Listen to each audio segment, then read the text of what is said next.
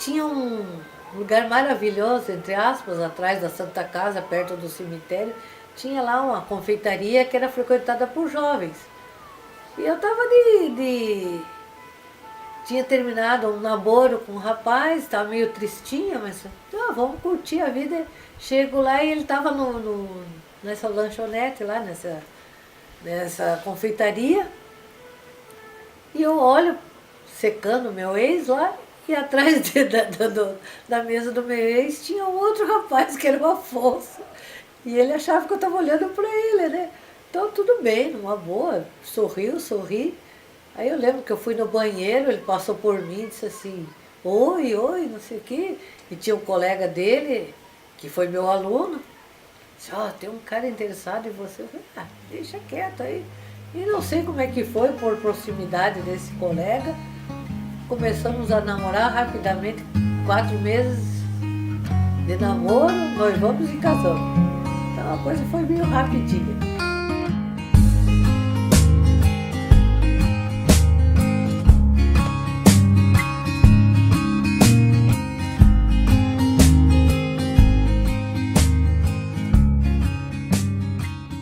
São 62 anos de Foz do Iguaçu, né?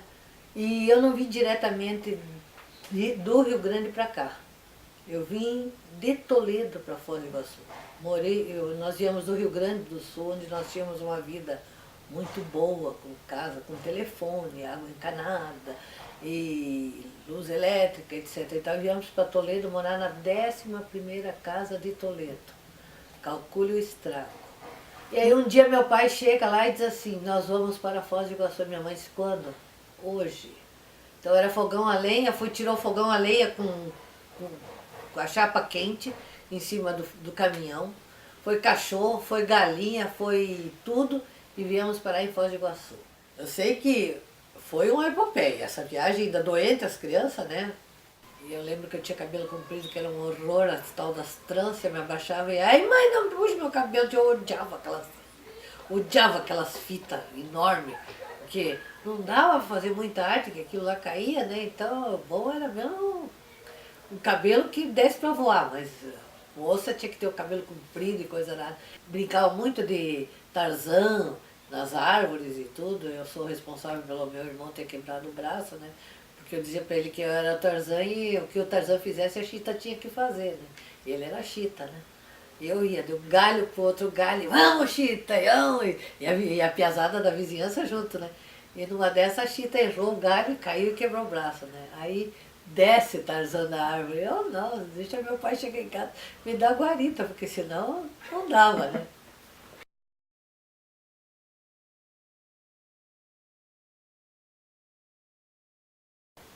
Tinha poloneses, tinha alemães, mas tudo espalhado mais para as chácaras e coisa arada.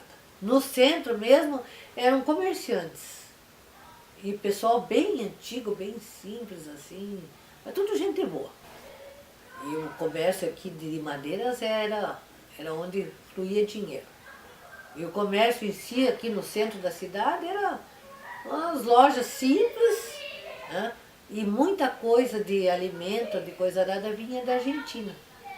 De vez em quando aparecia um senhor, ele era... Eu desconfio que ele era meio fugitivo, alguma coisa assim, mas ele era capachão do Getúlio Vargas. E como meu pai era presidente do PTB, então quando o Getúlio Vargas queria descansar e fugir, ninguém sabia, ele vinha no Poço Preto. E ele vinha avisar então que o chefe vinha caçar e pescar e deixava o cavalo dele lá em casa, era uma égua morena. Meu Deus, a gente esperava o pai sair para o escritório e subia em cima da morena. Um dia a morena nos derrubou, por pouco não morremos também. Eu sei que na esquina da minha casa, onde hoje eu acho que é uma sapataria, era uma sapataria também de um senhor, seu Oswaldo Sauer, mas ali era interessante, ali tinha aqueles pau de amarrar cavalo, igualzinho os filmes de faroeste. Então via o pessoal, botava, amarrava os cavalos lá e assim ia. Dia de chuva era um Deus nos acuda.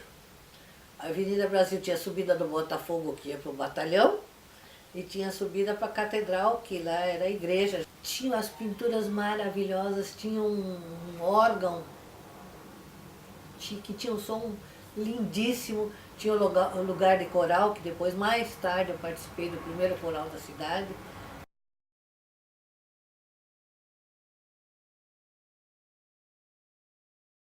Aqui em Foz do Iguaçu tinha só o Mitre e o São José. Eu estudei no Mitre. Mas interessante, já na minha época, com 5 anos, tinha jardim de infância. Professoras ótimas, inclusive a minha professora de jardim de infância veio a ser minha colega depois do magistério.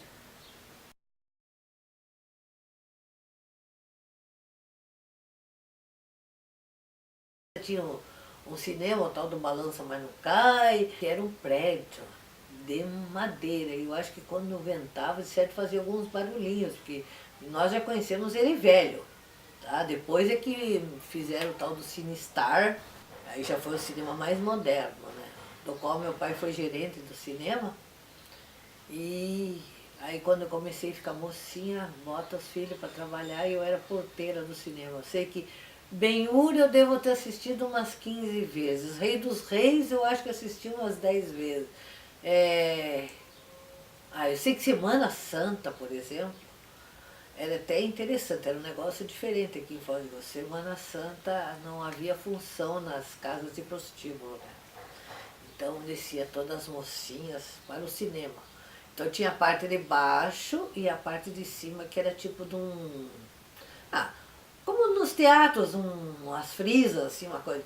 Então ali em cima iam as moças sérias e os milicos, os recos, os soldadinhos rasos também não podiam se misturar ao povo. Olha bem como é que era elitista essa cidade. A gente então saía do cinema, ia num bar da Dona Assunta lá, que era do lado do cinema, tomava guaraná, tomava um sorvete que era artesanal, e daí programa de índio, a gente descia até o porto para ver os barcos e coisa arada. E muita gente tomava banho de rio ali. Aí um domingo nós chegamos lá, estava um Tedel, um Deus nos acuda, 3 moças tinham se afogado. Foi uma tristeza, aí também acabou o programa de ver o Rio Paraná também. Era o cinema e os bailes, né?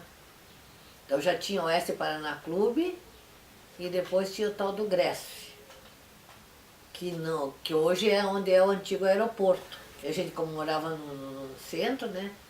Centro entre aspas, mas hoje é o centro velho de Foz do Iguaçu. A gente ia para os bailes todo produzido e voltava com o sapatinho na mão, as meias rasgando tudo, porque o barro velho pegava fogo, né? Então eu me lembro de um carnaval que choveu cântaros e tinha goteira. Coisa boa, a gente pulava com aquele corpo suado, ia para baixo da goteira, dava uma refrescada e corria lança-perfume, mas não era para cheirar, era para dar susto. E quem cantava de boca aberta ganhava aquele montoeira de confete na boca, serpentina rolando solta. Tinha matinê infantil, tinha os bailes de adulto, tinha tudo. Festa religiosa era famosa as novenas de São João, que aí então toda noite tinha a missa e depois da missa cada dia era uma entidade que fazia a festa, as barraquinhas. Então tinha o dia do batalhão, tinha o dia da marinha, tinha o dia de não sei quem, não sei quanto. Era um espetáculo, as roupas tudo especial para novena, né? Tinha as procissões da Semana Santa, que eram um Deus nos acuda, que subia e descia aquela Avenida Brasil cantando e rezando, que era evento. E no batalhão tinha uma festa junina muito famosa, que até bem pouco tempo ainda tinha a festa junina do batalhão, que era ótima, e conjuntos bons. Eu me lembro que aqui veio o Cassino de Sevilha, veio um monte de orquestras boas e tudo. Mas não era sempre, né? E o programa de domingo, às vezes, era pegar uma caminhonete, encher de gente e fazer piquenique nas cataratas, né? Eu sei que meu pai caçava bastante, ela fazia milanesa de carne de veado, que era a especialidade do negócio, ou então de vez em quando pescavam, aí fazia bolinho de ovos de surubi, de dourado, então era especiarias, porque o pessoal aqui era churrasco, carne ensopada, polenta, feijão, arroz. E nós lá em casa era meio enjoado o negócio assim, a gente era acostumado mais com coisa diferente, né? Eu sei que minha mãe fazia umas tortas muito boas, então ela era convidada, porque a gente era muito simples, mas era convidada para as festas, entre aspas, das senhoras, né, por causa das tortas dela.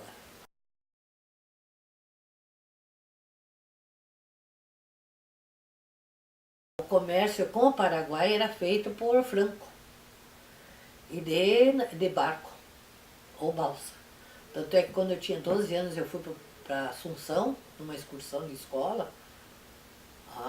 Foi de balsa, foi de barco. Não, em Cidade de Leste não tinha nada. Aí com a vinda da ponte é que começou a ter um desenvolvimentozinho ali do lado onde agora é a Cidade de Leste, né? Passou a ter umas lojinhas de comércio e a cidade de Foz do Iguaçu começou a se desenvolver bastante também com a vinda da ponte.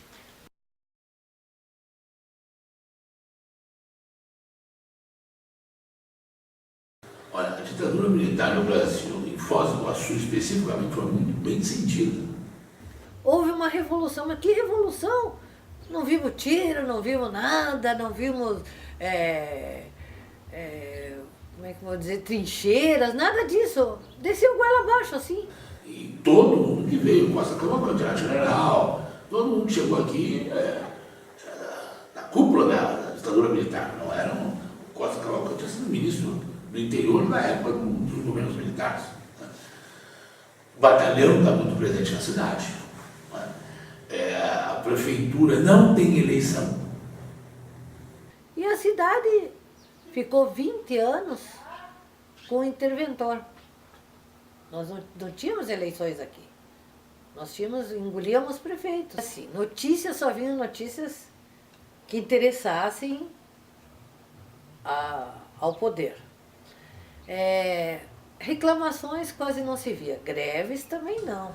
E há um jornal na época aqui que vai, na fase da abertura, você mencionou, ele vai ser um jornal importante. Né? Ele vai divulgar tudo isso. O jornalista vai preso. O último jornalista, ou melhor, o último preso político da ditadura militar é de Foz do Iguaçu. É o jornalista Juvencio Massaroli. Né? Porque ele participava de um jornal, né? E esse jornal fazia oposição aos militares, claramente, no nosso tempo.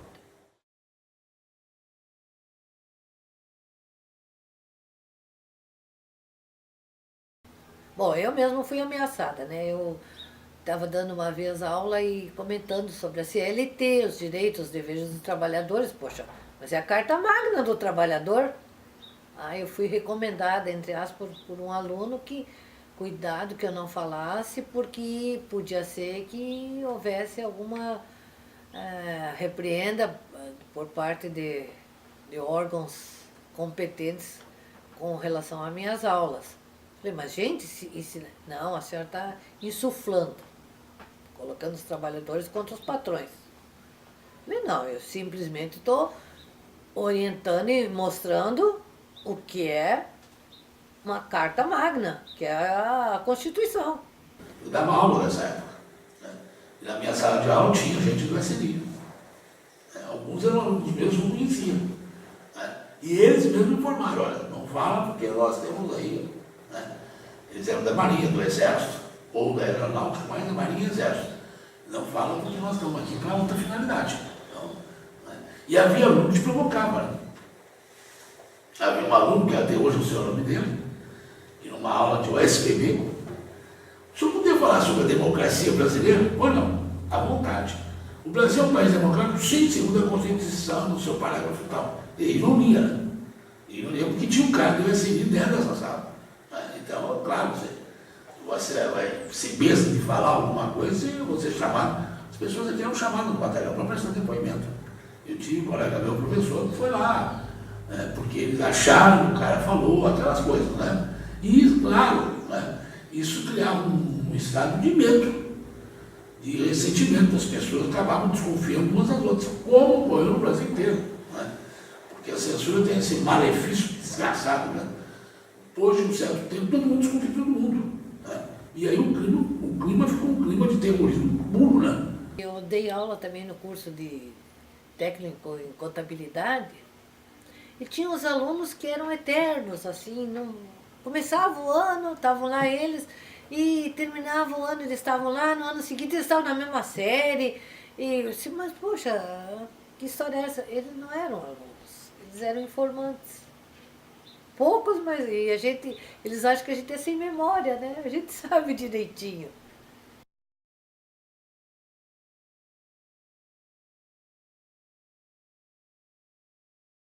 A cidade, antes de Itaipu, se consistia mais era no centro, Vila Yolanda e as chácaras.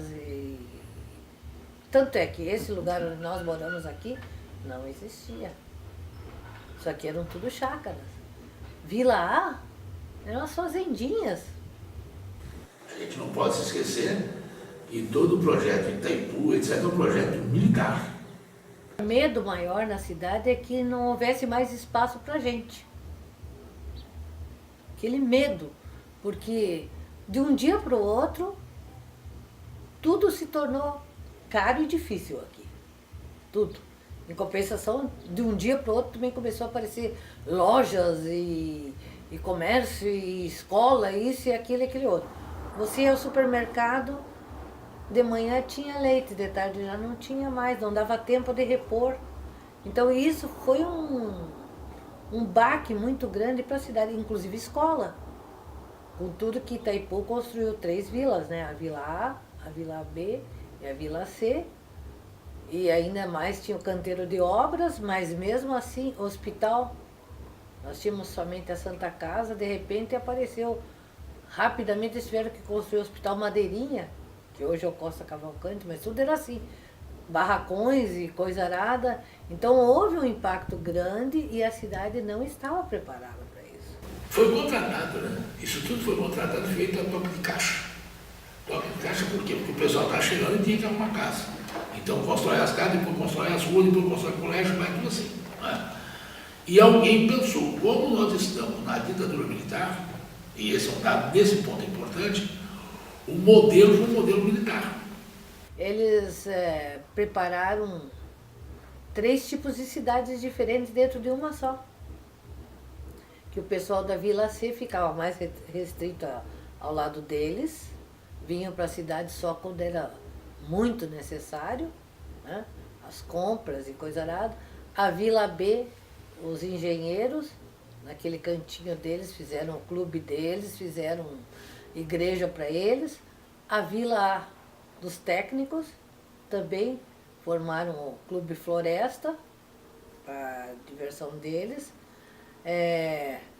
Tinha centro de abastecimento, tinha Cobal, que depois a gente sentiu falta, porque foi uma coisa implantada para suprir, mas que tinha variedades de frutas e verduras que aqui na Foz do Iguaçu não tinha. A Itaipu assistiu algumas greves dentro da Itaipu com plano de ditadura militar. Foi abafadíssimo, né? O pessoal foi duramente perseguido. Perseguido no sentido expulso, demitidos, etc. Agora, o que eu quero chamar a atenção é outra história. Pouca gente talvez saiba dessa questão. Havia um problema aqui muito grave. Com o enchimento do lago, o que fazer com os desapropriados? Quem que são os desapropriados? São pequenos produtores rurais, que tinham na margem, onde hoje está o lago Itaipu, eles tinham as suas propriedades. Não se esquecendo que essa região em que foi inundada era uma região de solo de alta fertilidade. Oposição à forma da desapropriação da Itaipu Nacional, cujo valor das terras era absolutamente irrisório, frente a todos os investimentos que esses agricultores tinham feito. O impasse chega a tal ponto, né, que esses agricultores vão ameaçar tomar os territórios de Itaipu em Foz do Iguaçu, que estava a sede de Itaipu, e em Santa Helena. São contidos pela polícia militar com baioneta calada.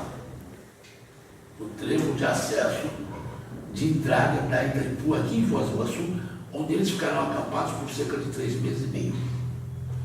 Idem lá em Santa Helena.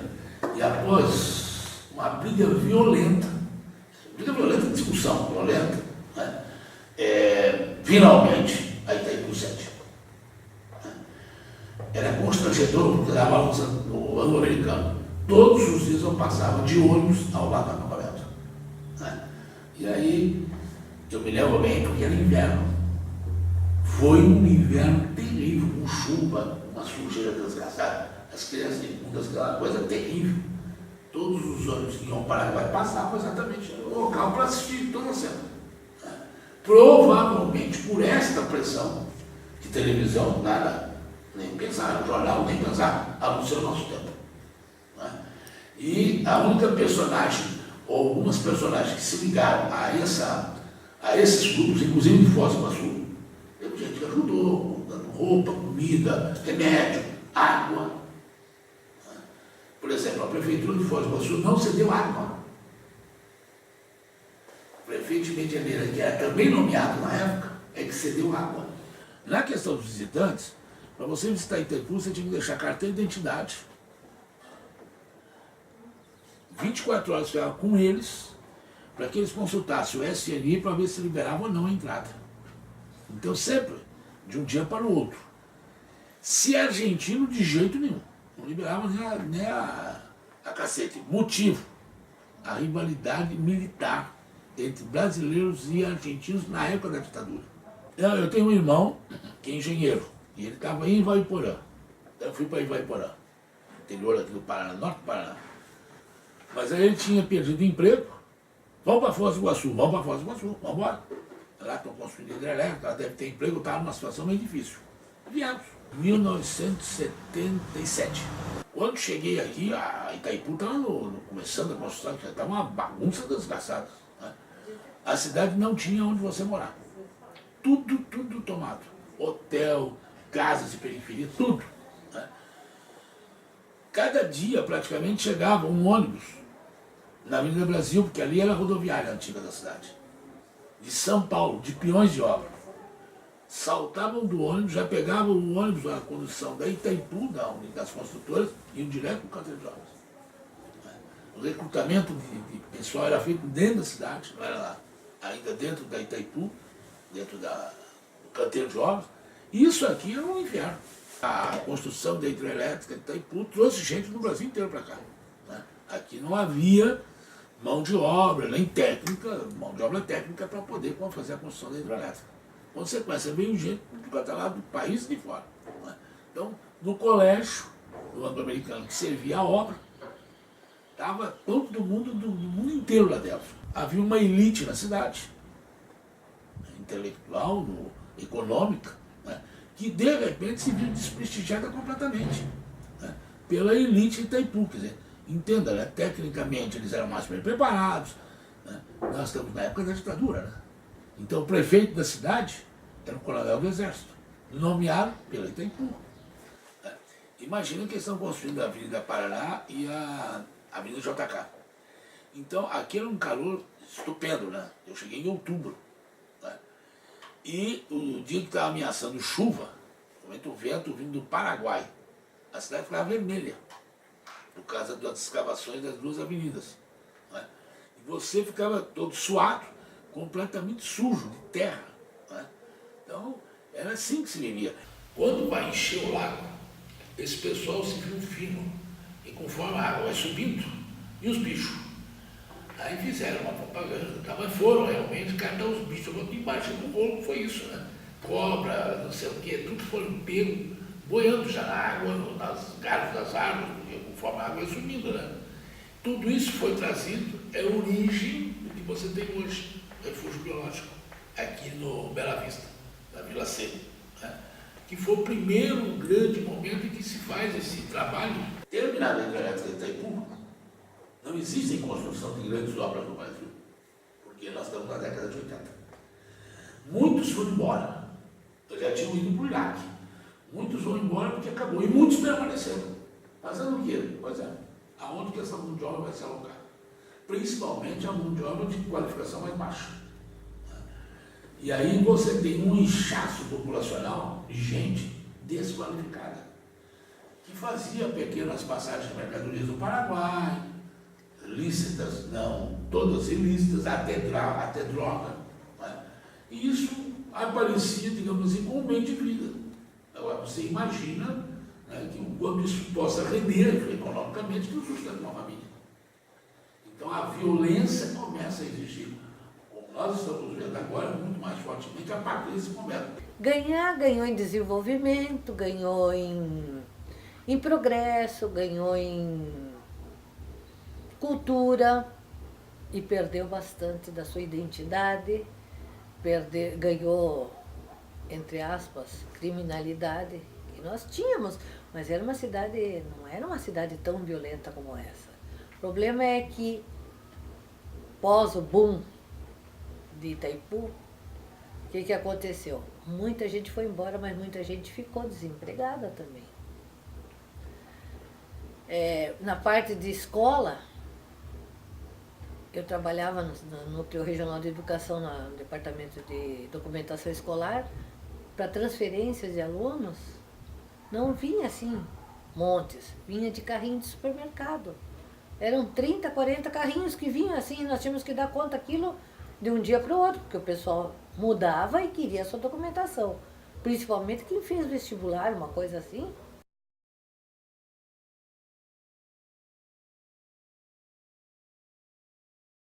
Nesses meus 30 e tantos anos de Foz do Iguaçu, eu posso dizer a vocês o seguinte, que eu já sou de Foz do Iguaçu, porque a maior parte da minha vida eu vivi em Foz do Iguaçu já.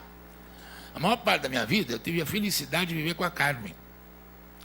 E a maior parte da minha vida eu tenho a felicidade de ter o Cacá como filho. Não é fácil, né?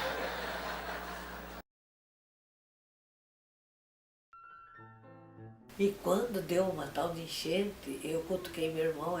Lá em casa, o meu irmão era santo, o cão era eu mesmo, né? Minha mãe sempre dizia que ela preferia criar 30 meninos e nem mais uma menina, porque quem fazia arte maior, mas é que eu não era falsa, eu fazia arte e assumia. O meu irmão era daqueles que fazia arte e, ai, mãezinha querida, e coisa. Então eu cutuquei meu irmão e disse, é hoje, tem enchente, tá tudo boiando, deve ter muita bebida, coisa boa boiando. E a gente foi com as varinhas de pescar e falou para a mãe, nós vamos pescar. A gente pescava e como a minha mãe não gostava daquele tipo de peixe, a gente vendia para o sapateiro esse que tinha o pau de amarra cavalo, né? Vendia, não dava. E lá fomos nós. Gente do céu, veio asquetal boiando, nós tomamos asquetal, mas veio umas pincas e nós tomamos. E veio mais cerveja e nós tomamos, e nada da gente voltar pra casa. Aí minha mãe foi procurar os dois bêbadozinhos deitados na frente, na beira do Arroio Maljô. Esse foi o, né? Uma enchente. Não foi tão grave assim, pode. Cada um tinha que ser animado.